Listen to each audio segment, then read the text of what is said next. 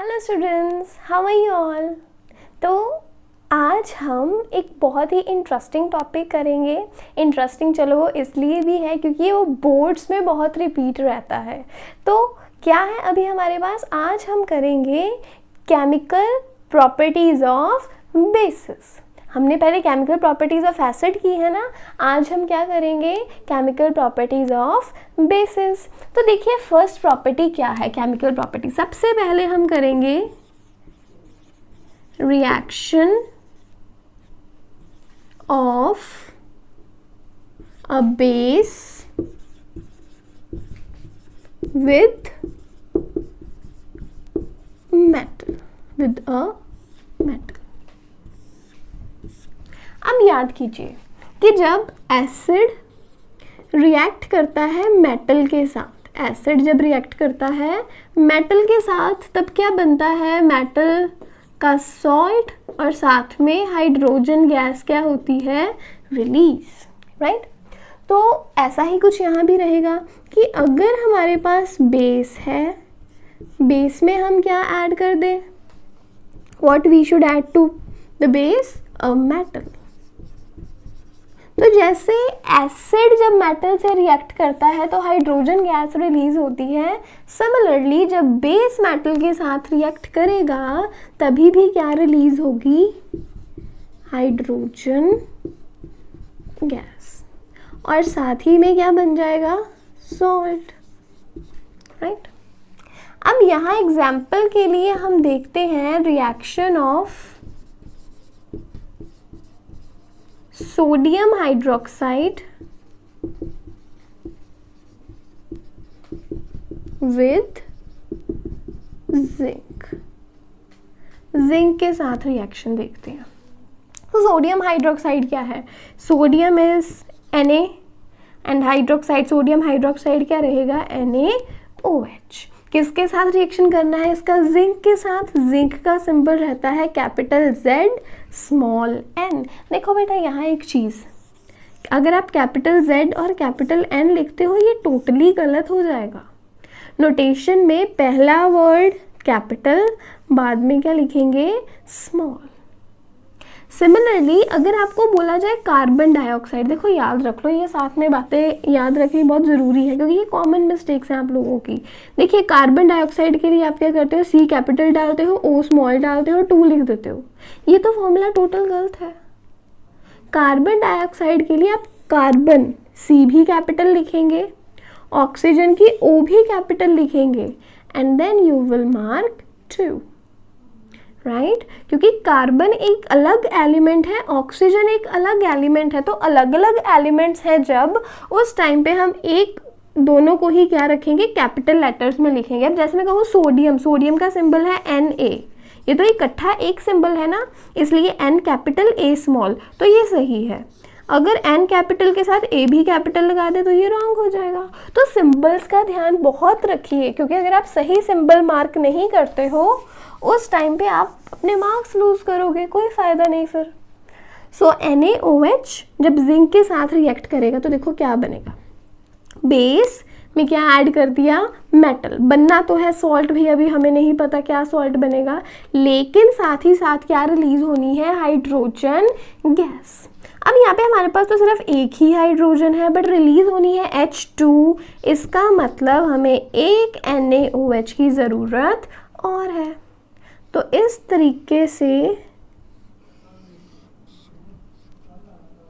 क्या रिलीज हो जाएगा, H2 gas will be evolved. बचा क्या, अब देखिए मेरे पास Na कितने बचे, 2, ऑक्सीजन भी कितने बचे, 2, एक क्या बचा, जिंक, राइट। अब हम फॉर्मूला कैसे लिखेंगे, एक्टिविटी सीरीज की है ना,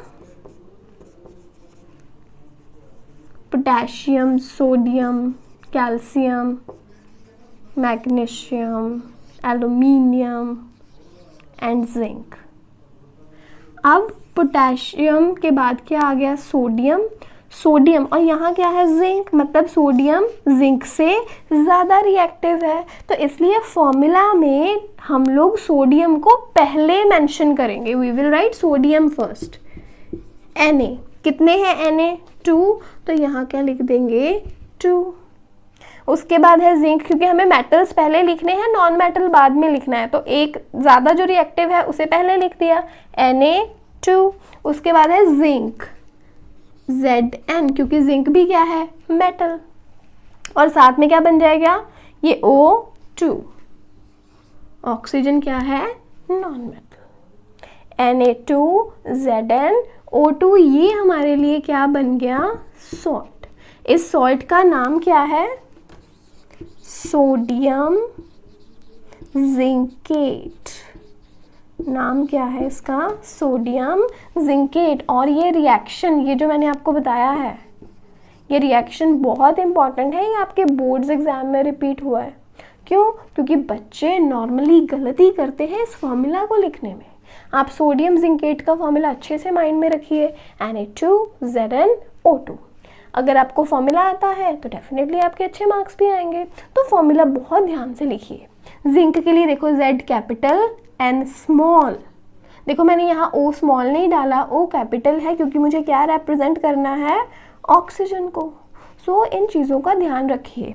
NaOH को भी ऐसे नहीं लिखना N A small O small and then you have written H, no, O भी क्या चाहिए यहाँ पे कैपिटल NaOH, ये है सही फॉर्मूला। तो सिंबल बहुत ध्यान से लिखिए।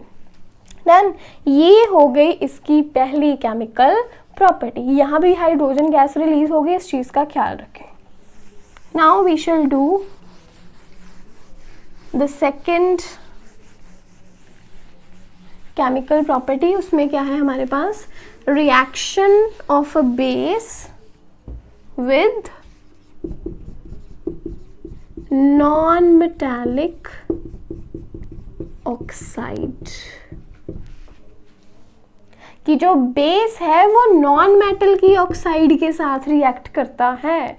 जैसे एसिड्स किसके साथ रिएक्ट करते हैं मेटल ऑक्साइड के साथ, बेस जो है वो किसके साथ रिएक्ट करेंगे नॉन मेटल की ऑक्साइड के साथ, base plus non metallic oxide.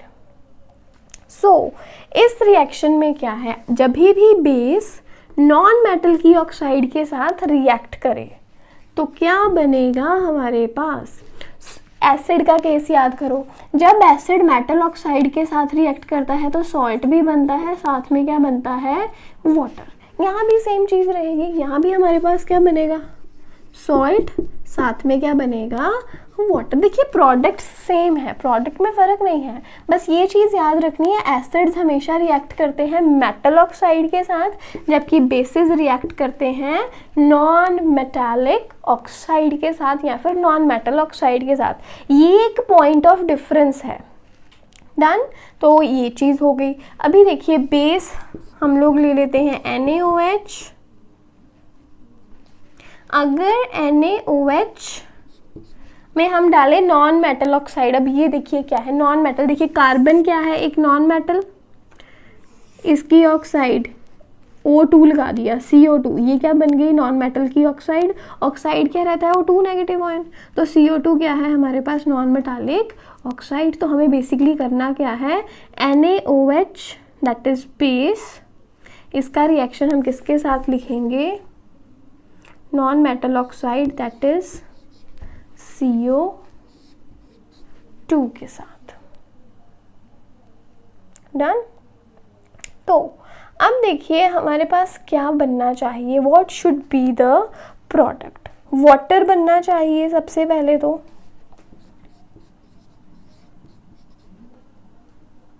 Balancing के लिए water, water is H2O, H2O।